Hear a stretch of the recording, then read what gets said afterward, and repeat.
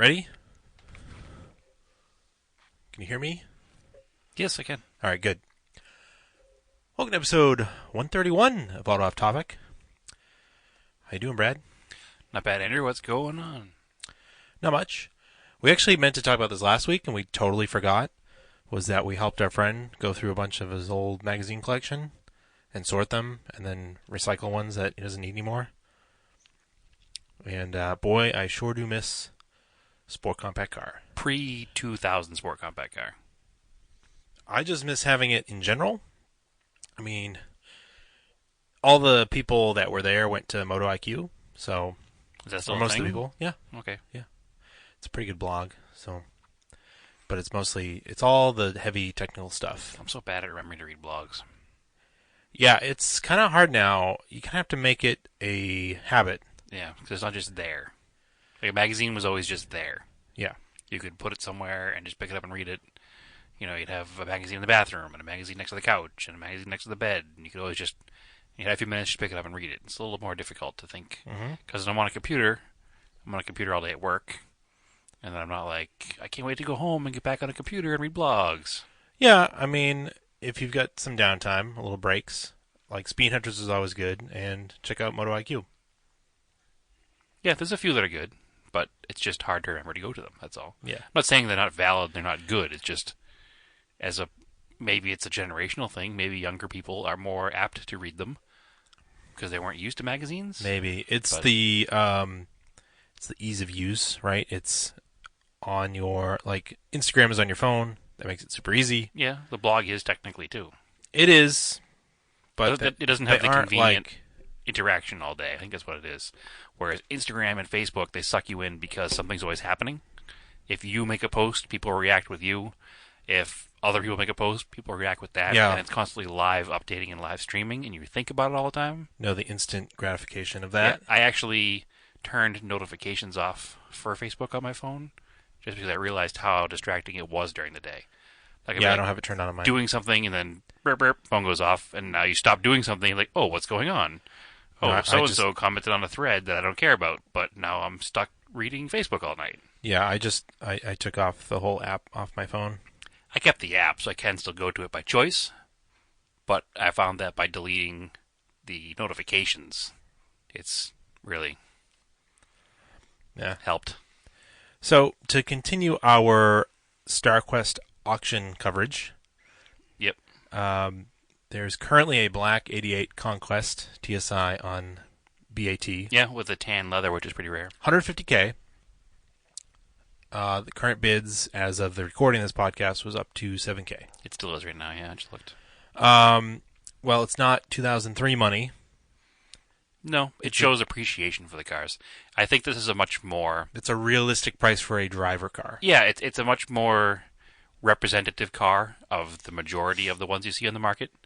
It has no real damage, but just slight wear. And it has real miles on it, so you can use it without worrying about building miles up. And at $7,000, if it stays around $7,000, I think that's probably a pretty good judge of market value for a clean driver nowadays. Mm-hmm. Cool. This beer you brought over is really good. Yeah, it's ridiculous. Coconut chocolate drop. Yeah, it's by 4 quarters in Vermont. 9%. Yeah, it was a little pricey, but Ooh. I think it's worth it. So Things might get weird.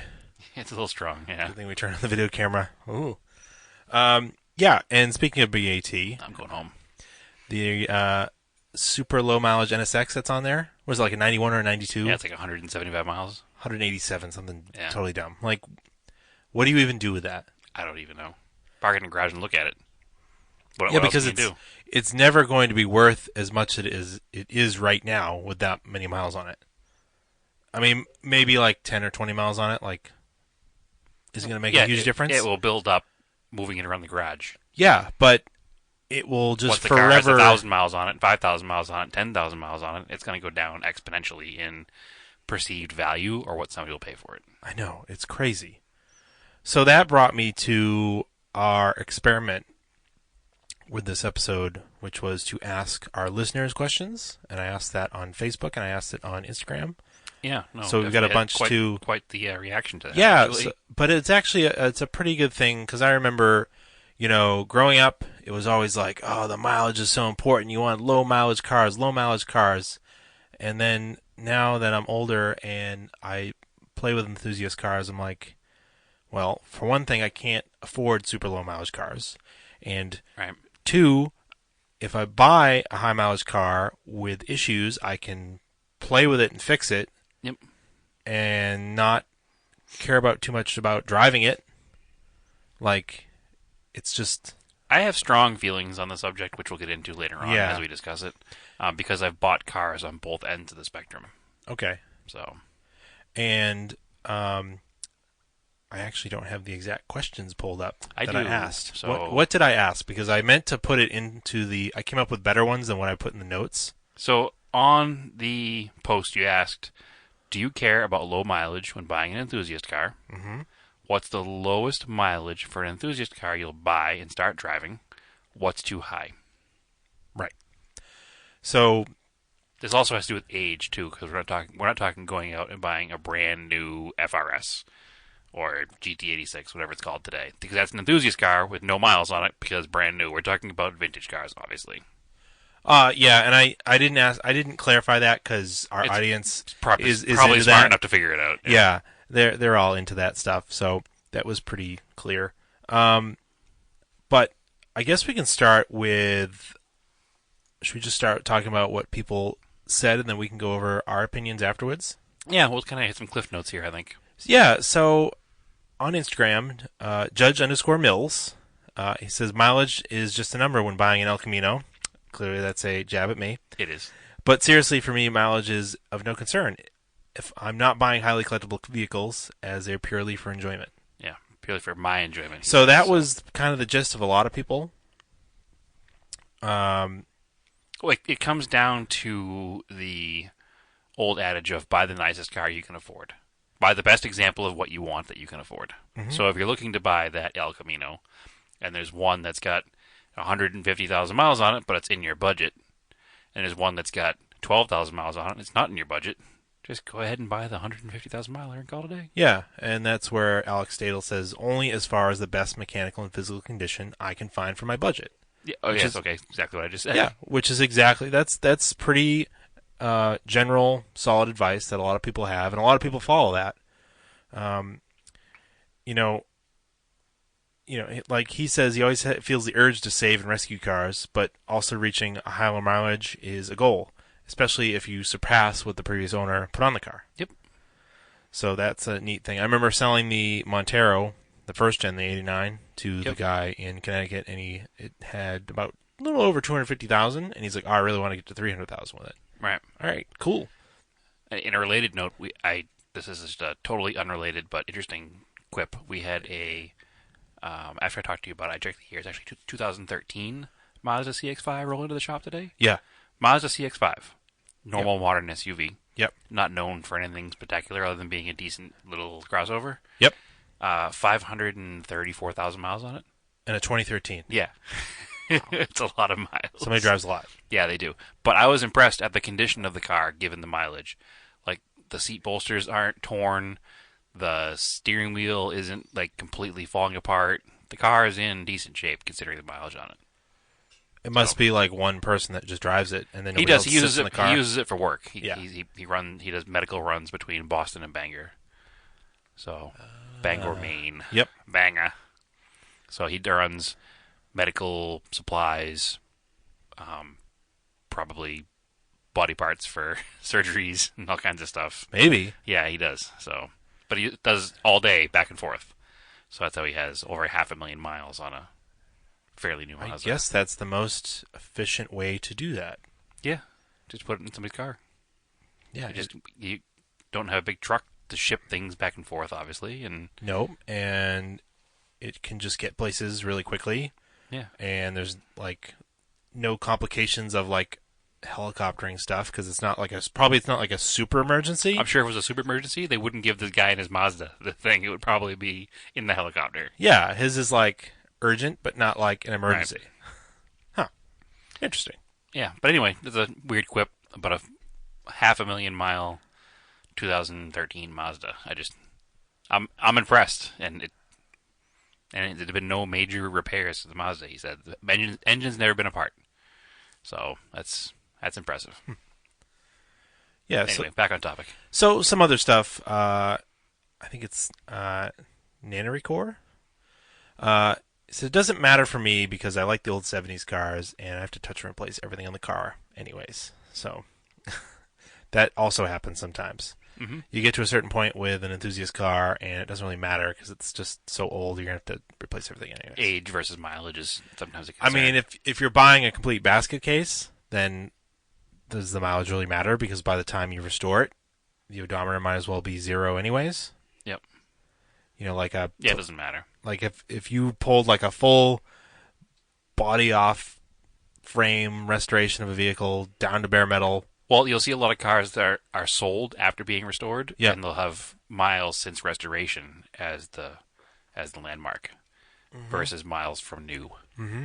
So, the Good Tyrant on Auto Off Topic, so our Instagram page, he commented on it too, basically saying that he's had done it both ways, and he said, "I'm sure there are cars that he'd feel a little bad driving because the mileage is too low, Mm-hmm. but he's so attached." But he's attached. You He's just have attached to buy to the car, so he buys the car and he just likes to use it, so it doesn't really matter to him. Which is another common thread that we had amongst the responses, that people are like, "It's my car. It's not an investment. I don't buy a car to invest in the car. I just want to enjoy it." Well, that's So- the adage of who are you saving it for? Are you saving it for the next person? right. Why would you save it for the next person? There's also a thought there where I'm not saving it for the next person. I'm preserving history. I want there to be this car that in 30, 40 years from now is still all original and can be used as a benchmark for restoring others, because this car's never been touched, like my Camaro. Okay. Part of the reason not to ever paint the Camaro, even though the paint's kind of faded and kind of checked, is it has the factory applied stripes, the factory applied paint, so you can see exactly what the car looked like coming off the factory line. But- you know all the measurements of all the stripes. That car is not so nice that you would never want to drive it. The problem is, though, it's still hard to drive it because I'm afraid something's going to happen to it. It's a survivor car. And the problem is, I mean, you're not going to drive it every day. no, but if something happened to, say, the passenger side door, Yeah. and you needed to put a door on it, Yeah. I'll never make it match the rest of the car. So then, forever, it'll be a blemish on that side of the car, and I'll say, hey, this really sucks because now I have one door that's new paint and the rest of the car is original and it looks goofy. So now I had to spend, 10, 20 grand fixing the whole car Mm-hmm. versus fixing the one door. So I have that issue too. I think my headphones just broke. Oh, that's weird. Yeah. You can't hear anything? No, I can hear in just the left ear. Oh, okay. As long as you can hear something, Yeah. then So we're it's fine. like kind of annoying. But Do you want to trade headphones here? Pause it for a second? No. All right. no, I'll play with it later. Technical difficulties? We'll just roll with it. All right. There's another thought here which I wanted to bring up. His Instagram user, his name is Chillaxin Wagon. Yeah. I've had this discussion with him before about low mile versus high mile cars. Uh-huh. He doesn't like buying old cars that have less than 100,000 miles on them. Okay. And the reason is? I'll just read his response. How's that? And we'll talk about it afterwards, because this is a thought. This is a process I hear on the internet a lot. Yep. Sub 100,000 mile. What's going on here? Sub 100,000 miles is too low for me on 30-year-old plus cars. Previous experiences have told me on low mileage old cars that once you start putting miles on them, all those original seals and bushings start deteriorating rapidly. Doesn't take long for a 50,000 car to need as much, if not more, maintenance than a 200,000 mile car that has been relatively maintained properly. Depending on the vehicle, 230,000 is where I draw the line on the high end for a gas vehicle, 330 for a diesel. 120 to 160 is my ideal range. I don't buy for collector purposes, nor to be garage trophies stroking my ego. Being driven, they're all meant to be enjoyed on the road under their own power. No car could stay stock forever, especially the older Mitsubishis that we're into. You'll at some point come to a point you need to adapt or make something work that's not stock. So, I've had this discussion with him before, Yep. and I'm not going to dispute his personal opinion or his personal experience. Mhm. However, I strongly disagree. Mhm. I have had many 30-year-old plus cars with well under 100,000 miles, and Hmm. I've never had any of these issues. I just drove my Sapporo to Austin, Texas from Boston, and that car, when I bought it, had 55,000 miles on it. And it's an 83, and I bought it in 2012. Hmm. And there was never maybe one seal, had the transmission seal had an issue. But who's to say that wouldn't have happened at a 150,000 mile car? Yeah, and I don't. It's got some oil leaks, but I don't see those as unusual. No. No, it's just gasketing issues. They get old anyway. But it's not anything that's not easily repairable. It's got it's a valve cover gasket, but it's an 83. Whether it's got a mile or 150,000 miles, a valve cover gasket wears out. I have cars that need valve cover gaskets every couple of years. That's just the way they are. Yeah. And dry So belts. that's only one particular car. I mean, we could talk about the majority of cars that I've owned have spent a long time being parked. Yeah. Um, I know my Camaro was parked for 15 years before I started driving it. I know I have a 1974 Colt Yeah. that has 10,000 miles on it, and everything on it is pliable and good. The car doesn't leak a drop of anything, and it's totally fine. My NSU is a 71, and I got that in '09, I think, maybe '08, maybe even, I don't know, '07. Might have been '08. And it was a long time ago. But that had 42,000 miles on it. It's a 71. Yeah. It didn't leak really anything except for the valve covers again, which are that car a cork, so it's even a whole nother story. But I mean, I have a 36,000 mile 90 RX-7. I have Apex seals are going to fall out of it. it's just fall on the ground through the pan somehow. I mean, everything I own has been relatively low mileage. My Starion, my '84 Starion that I daily drove for 2 years, only had 76,000 miles on it when we picked it up. Something like that. Yeah. So I don't share this opinion. Oh, my '84 RX-7. I got that car with 38,000 miles on it, Yeah. and I drove that car a lot. I think I got rid of it with 10,000 more miles on it. And again, I don't think we did anything to that car ever other than change the oil. Like ever. That just worked and worked. I think it just comes from just being around this stuff that I don't. I'm so used to working on old cars that I'm like, if something breaks, I'm just like, okay, whatever. It doesn't. Yeah, it was bound to I don't break. expect anything to last unless I've just did the brakes Right. and then suddenly they're worn out for some reason. Then I'm like, okay, that's weird. But like, generally, if I've done them myself, I don't have any issues, so I don't worry about them. I mean, look at my father's collection, too. He has the Yeah. 19,000 mile '84 RX-7. So he drives a few times a year. I know one thing I try to do when I'm buying an old project car is I do try to look at it now that I know more is like, okay, if I buy this for so cheap, what else do I need to do to it? Am I going to need to do a full brake job when I get it? Is it going to need all valve cover gaskets? Stuff like that. Right. If I'm into it and I'm like okay with doing it, I don't really care. Right. If I bought something and somebody told me that it was all good to go, like the brakes were just done, and I'm like, cool, and then, you're driving it. I mean, of course, this would be silly if I didn't inspect it, right?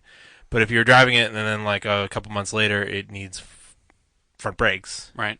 I'd be kind of annoyed. Well, you could buy something and not inspect it. Yeah. Like, I bought actually, all of my Colts have been bought pretty much sight unseen Yeah. and yeah, shipped from other parts yeah. of the country, and I had to go on somebody else's word. Hey, this was done, that was done.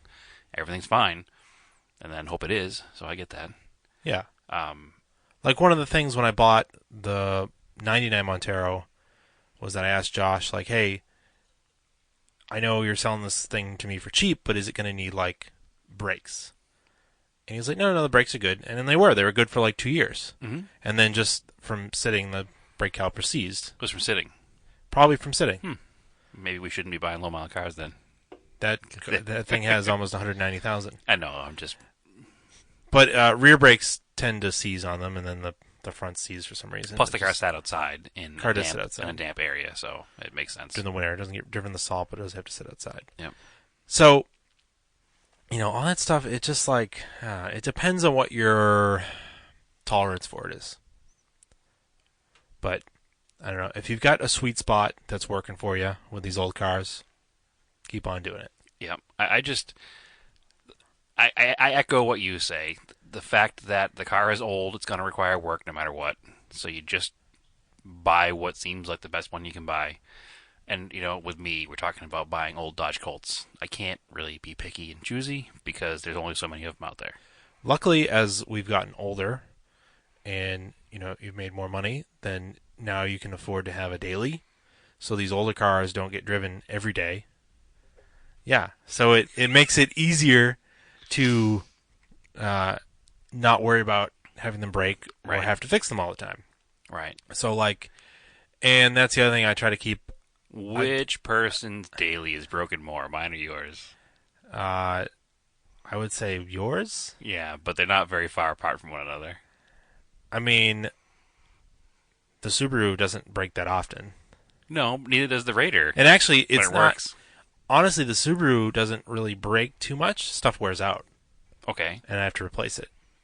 Okay. Which is fine. I'm fine with maintenance. If I'm driving a car and things need to be replaced because I've worn them out, I mean, I'm also okay with that. Make fun of the Raider all you want. Yeah. But other than the catastrophic failure that it had a couple of years ago, yeah.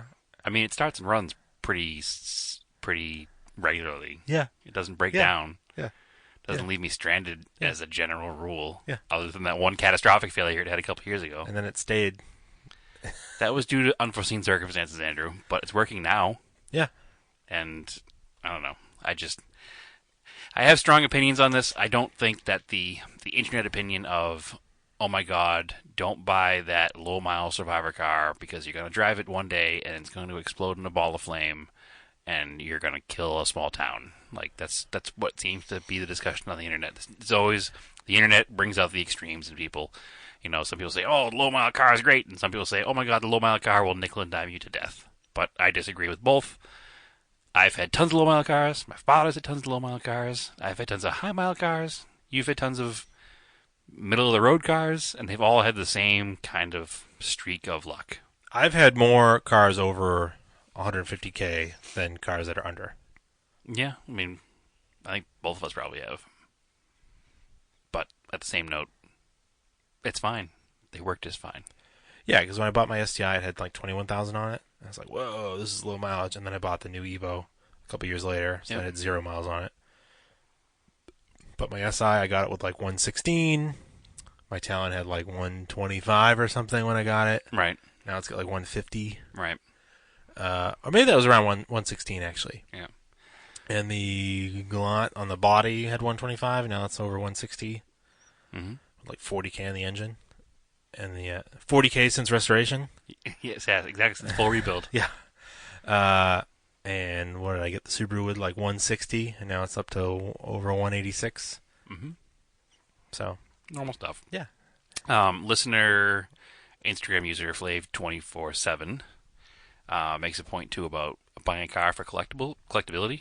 You're buying a car to park your money. If you're buying a car to make money on it. Yep. He likes to buy cars that are 50,000 miles or under. And that's a smart move that's too. A smart move. If you buy a 40,000 mile car, you have 10,000 miles of enjoyment before it becomes, a different level of car. I know, just in the normie used car world, 100,000 is the number nowadays. Anything over 90 is or just in the 90, under 100K. Yep. You're right. You go over 100K and it's this car's garbage. It's this consumer red flag, no good. Yep. But I mean, it's yeah. What's the difference if you're buying a car with 94,000 miles on it? You're gonna have 6,000 more miles on it in 3 months. You know what I mean? It's doesn't mean maybe it if it's matter. high for the age. If it's a 2-year-old car with 100K, that's or 2013 with 536,000 miles on it. Yeah, I mean that car, the guy will probably run it till it doesn't run anymore. Yeah, that car won't get sold to anybody else. He's gonna buy that car new and get rid of that car at a junkyard. That car got all of its money worth. He used it to make money, so it's a piece of equipment for him, basically. Yeah, and it'll just get recycled. Which, another tangent, I did some junkyard scouting this week because I was looking for some Montero fuel line, and we'll get to that in the project updates. But I noticed it's very hard to find Monteros in junkyards around here, but the majority of vehicles are between 10 to 15 years old now in junkyards. Mm-hmm. It's very rare to find something older than that. There's a couple small things that were in there, but I posted some pictures of them. But for the majority of stuff, it's all 10 to 15 years old. And but anyway, Charade Life. yeah. He says that low mileage for him depends on the car. Mm-hmm. If it's so rare and would look good in a museum, you probably wouldn't drive it. Now that's like my father's RX-7. That's a museum quality car. Yeah. He drives it twice a year. Yeah. To a car show and back. Yeah, and that's understood. But what I do like at the end, he talks about his Daihatsu. He says low mileage that way, high mileage depending on what the car is. Over 130,000 miles on a German car. I don't know. Which a modern German car, I agree with. But it's a little tricky. Yeah, older German cars. You got to be, again, in the right mindset and prepared. If you're into German cars, you'll be okay with it. Mm-hmm. If you've never owned a German car before and your first thing to do is buy a high mileage one, I would say though a pre-95 German car is a little less susceptible to that. Yep. Okay. A pre-OBD2 German car. But if you're buying an E46 and it's got over 130K, yeah, and you've never owned a German car before, you're probably not going to have a good time. The good thing about German cars, though, is that their fan base is fanatical. They are well supported. They're very well supported. There's tons of videos on how to fix them and tons of buyer's guides for them. And there's like packages the companies have put together for, recommissioning a 150,000 mile E46. But it's all about being in that mindset for it. Knowing what you have to do. You just have to be ready for it. He goes on to say, I don't know, but my Daihatsu has 220,000 miles on it, and it's as tight as a rusty bolt on a New England residing Mitsubishi. All right, sir. Touche. Well, a Daihatsu is a Toyota product, is it not? So I don't know what it is. There's a lot of Toyota DNA in there, so I don't know who's got a rarer car. It's probably the Daihatsus. Rarer than what? Everything else? A Galant VR4. Oh, it's definitely rarer than that. I think that it's probably even rarer than a Yugo because it's not even as well known. Yeah. You know what I mean? Everybody knows the Yugo. Yugo's got street cred. Nobody knows the Daihatsu. His cars are really neat, though, and they have actual racing history in other, not his cars, but Daihatsu charades in general have a racing history in certain parts of the world, so they're kind of a neat little car. Yep. No, I took some pictures of his car when I was at Radwood, too. Yeah, I would definitely, I'd definitely be into him. All right. JDM Journeys. So he agrees, and he's saying with much of the above, so what we've already talked about. So mileage plays a part, but so does condition and maintenance. So he's seen sub 60,000 miles in Japan. Sorry, sub 60,000 miles in Japan, and they look beaten, and vice versa too. 300K plus. Now he's switched to kilometers on us, and yet they look in good shape. So his goal when he imports a lot of JDM stuff. Yep, he has a fleet right now of 3 JDM Pajeros. Yep. He tries to get to 100,000 kilometers, which is 60,000 miles. Mm-hmm. That's a good... Because in Japan, it's well known that it's very expensive to own older vehicles. Yep. And their inspection process is incredibly strict. Mm-hmm.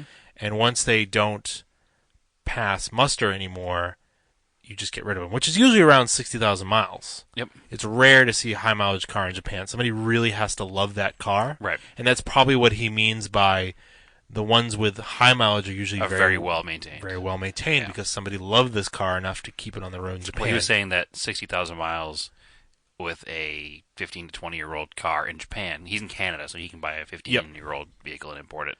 Gives him a pretty big pool of vehicles to pick from. Whereas in North America, a 15 to 20-year-old vehicle with 60,000 miles on it is like few and far between. Yeah. So, and what he's saying also too is that they can go both ways with those low mileage. They can be completely haggard because somebody knows that the car is getting high mileage and they just stop caring for it because they know it's not going to pass the inspection, the road tests, or they took really good care of it and now they're just going to send it to auction. mm-hmm. So, yeah, it cuts both ways, I guess. And,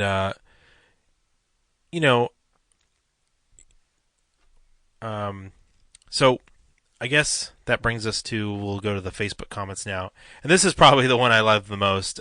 David Thibodeau No, I buy with emotions and pay for it later. Yeah. That's most of us. That's definitely 100% us. That's I wouldn't have a buy high, sell low. I wouldn't have a driveway full of broken cars if that wasn't the case. Yeah, that's Yeah. usually the mistake. Yeah. I have a T-shirt that was lovingly made for me by Naomi. That is it's a spoof on the Who Saved Who, like dog rescue stickers and T-shirts, and it's basically it says proud owner of a rescue, and it has like a tire tread going through it, and because of my propensity for is that a word? I think I made that word up. My habit of buying cars. Predisposition. There you go.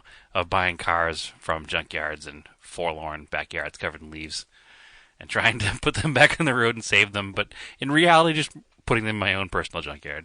All right. At least I'm self-aware. Danny Jimenez. He says he has a 99 XK8 with about 28,000 miles on it. It's constantly braking due to lack of mileage or being a Jaguar. Yeah, that's hard to. It's hard to Tough separate. call. It's hard to separate, Danny. But he also said he had an 88 Scirocco that he bought with 35K at the end of 92. Man, you're old. And But that's also only a 4-year-old car. That's almost normal mileage. that was normal mileage at Yeah. that time. And got rid of it in 01, had 375,000 miles on it. From what I've heard from other Scirocco owners, Yeah. that is not a normal case either. Really? Yeah. That's pretty cool, though.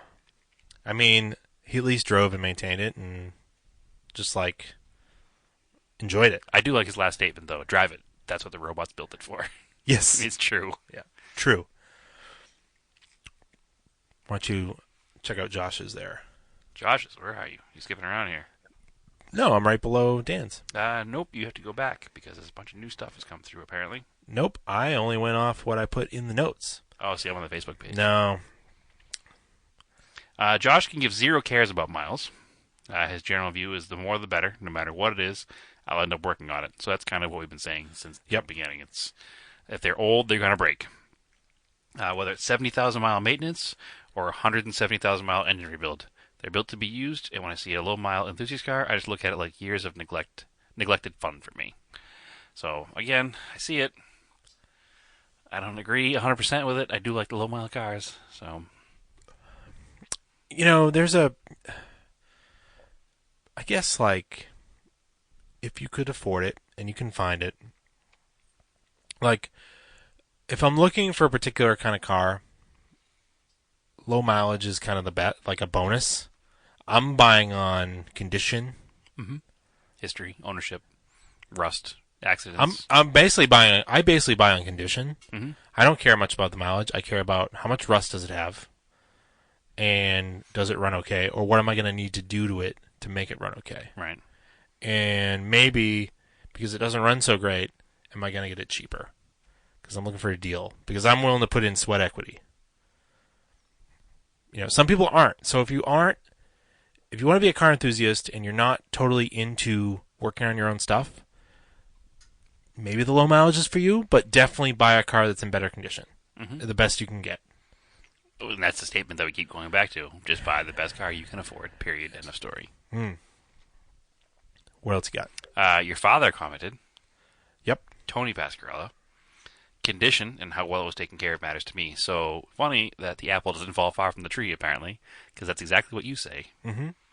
Also, he doesn't want a lot of aftermarket mods or add-ons done to his. He likes to keep it stock as much as possible. Yeah. That's definitely your dad. Yeah. We've been hearing that for many years. Yeah. Don't mess with it. It's not broken. Why are you changing it? It's not broken. Yeah. I mean, I kind of wish that my Talon was stock on some days, but other days I'm like, no, I don't care so much. I like that I modified it. Second year, above $3,000, you're pretty happy that you modified it. Yeah. Yeah, it pulls pretty good. Yeah. And I've had it for so long, it doesn't really matter anymore. Yeah, and also, you didn't modify it because it was totally functional and fine. You modified it because 17-year-old Andrew drove it through a lake and punctured a hole in the side of the block and needed to rebuild the motor anyway. Maybe. Yeah, exactly what happened. I was there. Bradley Brunell. Yeah. Maintenance records and condition matter far more to me. And he is definitely speaking from experience because he has that 912E with well He's over a 200,000 miles on dirtbag, it. and will drive the crappiest cars. So he's me. Yeah. I mean, we're like spirit animals. Yeah. So it's convenient that we're both named Brad. Yeah. Yes, I am also a dirtbag that will drive Yeah. cars for whatever. Did you do any maintenance? No, I just drove it. It drives. Well, no, you do a little maintenance. He does maintenance. He doesn't wash cars, but he does maintenance. There was a while he didn't do any maintenance He at does 912E, maintenance. I heard. Oh, whatever. It's on the road. It's also a 912, so it's basically a Volkswagen bus. Yeah, it's a Beetle. Yeah, with a Volkswagen bus engine. Whatever. It's How is that different from a Beetle engine? it's a different engine. It's a Type 4 engine. Whatever. It's an air-cooled. Air-cooled 4-cylinder. Anyway, but he has over 200,000 mile 912. He has an over 400,000 mile 944 turbo. So That, to me, Yeah. is insane. I get it's a pre-95 German car, so it's not a problem. I mean, I guess they were like... That's what they say about early Mercedes, right? They're built to last Forever. forever. Yeah. They're overbuilt. Mm-hmm. And then Mercedes is like, oh, well, we want to sell more cars. Mm-hmm. We got to bring the price down. Yeah. The Walmart method. Make them cheaper for more people. But that's why the first Gen Montero is like, other than my engine failure I had, which was partly due to my own fault, because it overheated because there was an aftermarket radiator in it that let go. Those trucks are so overbuilt that they just go and go and go and go. Well, That truck will run longer broken than most cars will run good. Well, we've covered that before. We've talked about it, how, it sound like we're real old here, but we're like, they don't make them like they used to. But No, they don't. But older vehicles were built Heavier duty, stronger. heavier duty. They were built to repair. They weren't built to throw away. And then when you got into the late 90s through the 2000s, manufacturers needed to save money. It was just a sign of the times. They had to do it. Saving money and planned obsolescence to sell more things in the future. Yes. There's no denying that. They definitely made stuff, especially German stuff definitely went down in quality. Mm-hmm. That's just the way the world went. This is not like a... No, it's not an unknown thing. No. Again, it's the Walmart way of thinking. Mass produce it really cheaply for the cheapest price possible. You can go to talk about lawnmowers, and companies that sold lawnmowers, they wanted to sell them at Walmart, and Walmart was like, well, they're too expensive. Make them cheaper and we'll sell them. And then they made them cheaper, and now they sell them there, and now the quality's gone. That's like I have a 20-year-old snowblower. Okay. That works amazing. Right. And it lasts longer than some of these ones that I hear people buy brand new ones and they break all the time. Yep. So, again, it sounds like I don't want to be the guys that are like, I don't make them like they used to, but it's like... Basically, get off Andrew's lawn. Yeah, I guess so. But it is what it is. That's just the way the world worked. I mean, these companies are for profit, and you want them to stay in business because that's just... Yeah. It's good for everyone. Not only do they keep making new things and having new products for people in the future, but if they're in business, they're more likely to have parts to fix the old chip boxes that you have. Yeah. And if you want older stuff, there's always going to be used cars for sale. Yep. They might go up as they get rarer, but they'll always be available. So I'm actually in the market for a car right now. Yeah. Everybody that listens to the podcast knows I'm moving across the country. Yeah. I'm actually leaving my job in a few weeks, and I'm going to have some time in between on both coasts where I don't have a normal job. So I said I need like an '06 or newer car, and I'll just do some Ubering and lifting and stuff around here to make a couple extra bucks in between. Mm-hmm. So I need a car for that. Right. Mileage, again, was not really a concern when I'm shopping for like an '06, '07, '08 car. Yeah. Anything mid to late 2000s Japanese, you'll be good to go. Japanese, German, or American, to be honest with you, it doesn't really matter. They're all going to have the same issues. I'd stick with Japanese, but... I mean, this is, again, we're going off topic, but that's what we do. Like an '06 Jetta with a 2.55 cylinder is a pretty stout little car. That engine's been around forever. Yep. Not forever, but long enough time. It's pretty simple. I can buy one with sub 100,000 miles on it for $3,500. Again, those cars are built extremely to a price point. Yep. Like they were, for sure. No question. Yeah. They still are to this day. Like, right now, the Jetta is like the cheapest car you can buy that's not subcompact. Mm-hmm. You can buy a Jetta right now for like $15,900. I mean, they took away stuff on those cars. Like, the generation before had independent rear suspension, and they went back to the beam axle on the next gen to make them cheaper. I think the Volkswagen Jetta was the last car you could spec out without a radio. And that was in like 2014. I believe it. 2014. Yeah, I believe it. But they make a car for a market that it's needed. Somebody needs a cheap car. They are a decent cheap car. I'm not saying I aspire to own a Jetta. I'm not saying that it's going to be my be-all, end-all enthusiast car. But if I could buy an '08 with under 100,000 miles on it for like $3,500 just to make some money with, it's not a bad deal, I don't think. I've talked about Uber or Lyft cars before. Yeah. I never thought of the Jetta. It's just, I've been searching for cars with more dollar figure in mind than mileage. So condition and dollar figure is how I'm shopping for a car right now. Mm-hmm. Whether the car's got 50,000 miles on it or 150,000 miles on it isn't really a concern to me. It's just, again, maintenance, condition, and dollar figure. So anyway, moving on. A lot of people kind of echo the same thoughts in different ways. I mean, it tracks. If you listen Yeah. to this podcast, you're probably not far off from us. Yeah. Like Philip Weston says he's bought many a high mileage car.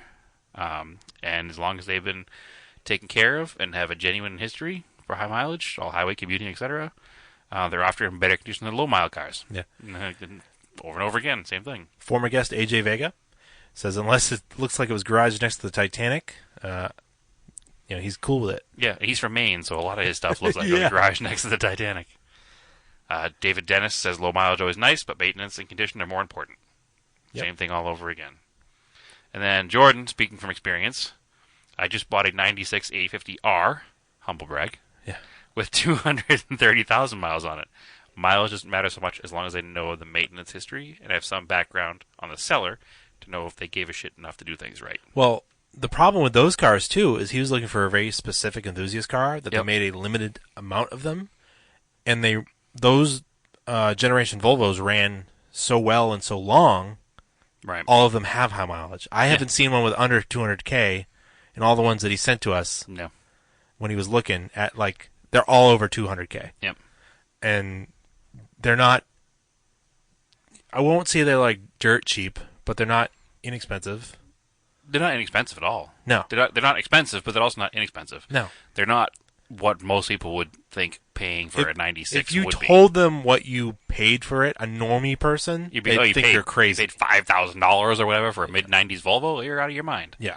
So, but that's how it works. It's like I tried to convince everybody with that story I told a couple weeks ago about my coworker who paid $17,000 or $16,000, whatever it was, for an 11 Lancer Evo. Most people are like, you paid $17,000 for a 2011 Mitsubishi Lancer? Aren't they like $16,000 brand new? Mm-hmm. So people don't understand. No. So, but that's being an enthusiast is not a financial wise move, but whatever. So that was really fun. I was glad that I thought awesome. Good ask idea. that question. And also thanks to everybody who answered the question. Yeah, really we cool appreciate the engagement. That's really cool. A little different than just taking straight list of questions. I like it.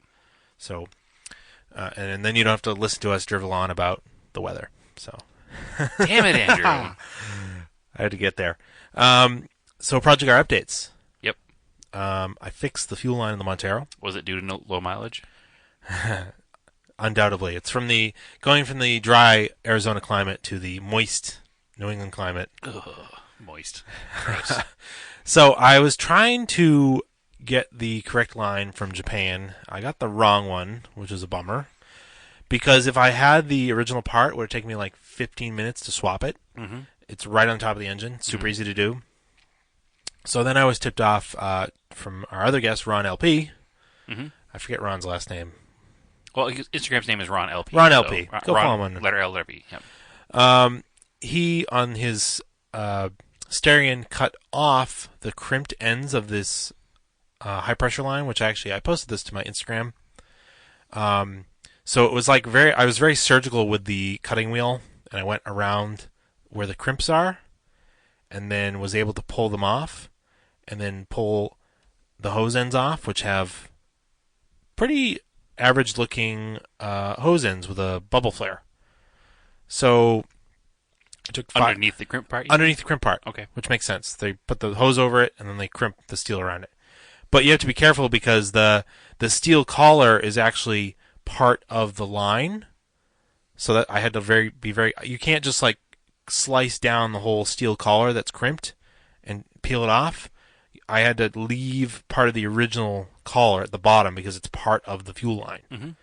So I very carefully removed it, Put on some Earl's vapor barrier line, some newer Earl's line that's designed for newer fuels, and I bought the Earl specific clamps that they sell for that hose, Right. and tightened it all down, and it doesn't leak, and it looks like OEM, so I'm cool with that. Right. It'll work. It does look really clean. Doesn't anybody opening the hood that doesn't I'll know never those cars know. would Never never know. know it's not a factory line. I bet you regular people won't even notice it.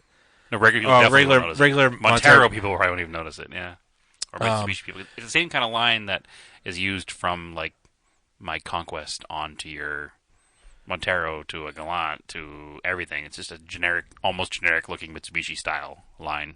Yeah, well, on the Montero it has a longer metal part because it goes out to the Oh, middle. yeah, it's of not the fuel shared rails. amongst the cars, but the basic design is shared amongst the cars. So then we talked last week about the Galant having fuel starvation issues, and I was thinking about it. I had actually, when I restored that car with my dad, we had to crimp on an AN attachment to the original fuel sending unit because someone had welded it closed because they used a external pump. Mm-hmm. So to save it, we put on an AN fitting from Earl's with a crush collar, so you can put over a regular metal line, and it becomes an AN fitting. Mm-hmm. And so from there to the hard line of the car, instead of using the factory rubber hose, I built a braided AN line. And at the time, people were like, well, you'll smell some fuel through it. And I think what may have happened is over the last 8 years almost, Especially with 2012? ethanol content. Yeah, that the fuel hose may have deteriorated and it might be clogging. So We also realized you probably never changed the filter in that car. well, the since filter you was built it. brand new when I put the engine in, Right. and now it's been like 40K, so it needs a new fuel filter. It's due for that, so I'm going to do that. But this line I'm worried about because even on the Earl's website, they talked about their braided stuff. Their older braided stuff is not as good holding up to the modern fuels. It's not holding up to ethanol. So their new Earl's has this vapor barrier fuel pressure fuel injection hose. They have it for carb and they have it for fuel injection. It's got like this. You can feel it. It's really stiff to bend because it's got so many layers in it. Mm-hmm. It blocks all vapors, and it will hold up to modern fuels. So I'm going to rebuild that part of the line with this Modern stuff. modern stuff, and then change the fuel filter on the Galant. Earl's has a cool history at Mitsubishi, too. Oh, really? Yeah, they used to, in the factory stock Starion days, the flat set Starion Yeah. cars, there was an Earl's sponsored Starion. Oh. Yeah. Well, they're like a British company. I mean, they're owned by Holley now, but as far as like fittings and plumbing stuff for cars, I really like them. So, I mean, that's what Chillaxin Wagon was talking about. At some point, you're going to have to fabricate something Yeah. for your old Mitsubishi to make it work. They don't make so. the parts forever. No, So, and I have no problem doing that. I have no issue with that. no, and in factory, and it's the same thing where when I rebuilt the harness in the Galant or rebuilt this hose for the Montero, I try to just for my own obsession, I like to make it look factory. Mm-hmm. This looks factory. So, Again, we're not, and never will be the concourse crowd. You know what I mean? The guys who have a car they restore for points at a car show, and like it has to have the right date stamp on the hose, and yada yada. and I like, typically, if I'm putting AN stuff in my car, I do try to use the black fittings because I don't. the red and blue are a little bit showy.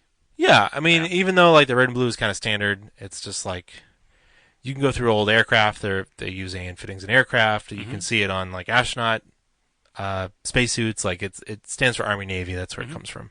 So, But yeah, we're more into cars for the driving aspect of it. and we're so- actually talking to Jordan from Iron Oxide Racing. There, they have to replumb the whole spaghetti golf. So they're gonna be using a lot of Earl's and stuff. Yeah, and we've been going back and forth a lot the past few days. actually, over a that. quick update with that. I was up hanging out with them over the weekend. The Liz, engine is out. yeah, Liz and Jordan and their other buddy Andy, they pulled the engine all the way out of the car. The old 8-valve. It's getting an ABA swap. Thing's gonna be smoking fast. It's going to be more modernly fast. I don't know if smoking fast. I is the mean, word. it's like a 2,000-pound car Yeah, with 150 horsepower. probably a little less, but It'll be a lot quicker. it'll be a lot faster and a lot more reliable than it was. Yeah. I think reliability is the more important part. Yeah, because they brought it to the car wash to pressure wash it to get a lot of the mud off before they worked on it, and Yep. it died. It died on the way home. Yeah. On the way home. Just Yeah, gonna fight it all the way. Car can finish the New England Forest Rally, but he can't drive down the street to the car wash. But chalk another one up for Ditchhooker's towing service. What's towing service? Oh, Ditchhookers. Yes, the Xterra did tow it home. We looked at the Conquest. We did because I got the transmission in it, and I did a couple of test runs up and down the street because it's not plated yet, so I just didn't want to leave the neighborhood. And it was making a kind of a scary noise that almost sounded like a bearing noise from inside the car. Yeah. And I just kind of parked it, and I've been busy and haven't gotten back to it because I've been working on the Raider and other stuff going on. So we finally got it in the garage yesterday, and it seems, once we're listening to it under the hood, that it's not a bearing noise. I was worried that it was the fan that it's not supposed to have. Right. Well, the car is supposed to have electric fans. Yeah. 3 electric fans. And I was worried that the engine was pitching Right. and hitting the shroud. But it's got tons of clearance. It has 0 electric fans. Yeah. Out of the 3 it's supposed to have.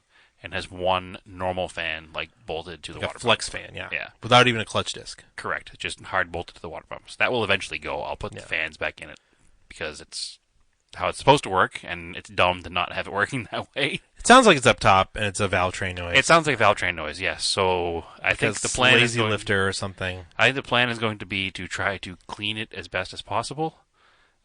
Just do a bunch of oil changes, change the oil, get it up to temp, run it for a little while. It honestly sounds like my truck a little bit. Yeah, just, a little bit. Just when you rev it really kind of quick, but It's definitely not as bad as we thought it was. So I like to do a couple oil changes in it. I mean, I talked about putting some kind of a cleaning agent in it. You seem to think it's not a good idea. start with we don't know what weight the oil is that's in it. Right. Just start with some regular dyno 1040. 1040. Yeah. Throw a We'll see filter what on it, happens. run it through it. I'd drive it. I'd honestly drive it. While you're into it, just drive it. Okay. Well, I don't want to blow it up either. If it quits, I don't think it'll blow it up. If it quits, just part it out. I don't know. I don't want to do that either. Why are you so attached to this? I don't know. That's my problem. That's the whole point of this whole conversation today, pretty much. It's like, it doesn't matter that it's got 235,000 miles on it. No, it doesn't. Like, it's clean. It's not rotted. Oh, clean is not the right word. It's not rotted. It's 80% all there. Yeah. If anybody listening has a complete interior for a Conquest or a Starion, that will probably be the next step. I don't care what color, because all the colors will work. You know what it's a good car for is drive it till it goes, like what Ron's doing, Yeah. and then put a different engine in it. No.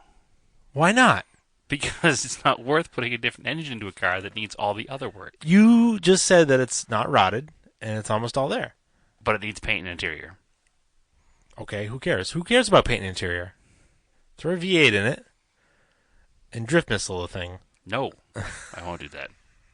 You know better than that. You know me better than that. Everybody knows me better than that. I don't like drift missiles. Whatever. I don't like destroying old cars. I like to make them better, Just not drive worse. it with an LS. I'm okay with that. Yeah. But you also know I'll never do that, so it doesn't matter. You should do that. That's a good car for it. Whatever. If I was going to LS the car, it'd be a flat car. Okay. So, anyway, again, way off the whole thing. So, we determined that it's probably top-end noise. We're going to change the oil. We're going to change the oil a few times and see if we can clean it out and see what happens. Worst case scenario, I'm an expert now at taking off the valve trains in G54Bs. Yeah, you are. I've done it so many times that I could rebuild that whole valve train in an hour and a half. Yep. So I'm not worried about it. If I have to buy new lifters, I'll buy new lifters. Because the first time I did it, we did it in the dark in the driveway, and it took probably 3 hours. After that, maybe I'm down to like 30-minute valve train swaps, thanks to the Raider.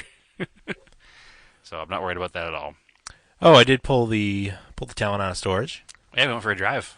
Yeah, we met up with our Cars and Coffee organizer crew, which the Southern New Hampshire Cars and Coffee, first one to be April 14th. April 14th. That's in like 3 weeks. Salem, New Hampshire at the Coffee Factory. Which that whole plaza is changed where it's at. So there's a whole bunch of new places in there. I hate change. I do hate change. Don't make them like they used to. I do hate change, but this is positive change because it used to be your only option for coffee was the coffee factory, Which is who very good sponsored coffee. the event. It's very good coffee, but when you get 300 people show up at the same small coffee shop with 2 employees, the line gets a little crazy. Fair, they have more employees during the Cars and Coffee. Yeah, they have stepped it up a little bit, but the line still gets pretty long. Okay. I hate chains, you know that. But there's a Panera in the parking lot now too. So, but hey, I'd rather wait in line. No, so here's what I'm thinking: that a lot of the crowd that doesn't want to wait in line will go to Panera, therefore shortening the line for the rest of us that want to support the local business. All right. So, so I took the talent out. You know what was pretty cool about that is that I just rolled it out of the garage, and it was pretty much ready to go. I checked to make sure the fluids were in it, and I haven't done that in years. When your antique car is a fuel-injected modern car. No, but like I had it on the tender, I guess, and then I had one. So the HREs, the driver's side front, it's probably got some leaks between the barrels and the lips and whatever. So that tire was flat. I had to fill it, but otherwise, the car was good to go, which is super cool because it has been years since I've been able to drive that car. So I'm so happy that I spent all that time last summer year getting it ready. To go to Radwood. So. Yeah, thanks, Radwood. Mm-hmm. Also, I took the Colt out, the 78 Colt, the blue car. Yep. And I had the same experience. The right front wheel was flat. Mm-hmm. Because it's a 40-year-old wheel and it Yeah. just doesn't perfectly seal, so it goes flat over the winter. But I put the key in it. The car wasn't on a tender. The battery is disconnected, so I reconnected the battery. I put the key in it, and 3 or 4 cranks, the car started right up. Mm-hmm. That's with the carburetor sitting all winter, so I'm happy with that. So I put about 100 miles on that the past couple of days, and put it back away, and it's all ready to go. I'm also super excited. I'm getting a new garage door. Excellent. So hopefully I won't be getting water underneath the threshold anymore when it rains. Nice. I definitely get water under the threshold of my garage door, but my garage door is bent. It's smashed pretty good. Somebody drove a plow into it this winter, I think. But it's also also not yours technically. It's not mine. Yeah, it's rented, and the garage door is 10 feet wide by 40 feet tall. Yeah. So I wouldn't want to be replacing that anyway. All right, cool. As always, if you want to participate in questions like that in the future, follow us on Facebook, Auto Off Topic Podcast, Auto Off Topic on Instagram. Follow me on Instagram, Race and Anger. Follow Brad. TSISS350. Oh, you got to post Steve's meme. Yeah, I know. It's pretty damn funny. One of our listeners made a meme about that, and it's pretty good. So you should do it tomorrow. I'll post that up. I'll remind you. Yeah. All right, cool. As always, keep cars analog. Keep them low or high mileage. Just drive them. Yep. Drive them. Just drive your cars. Yeah. And aim for the roses.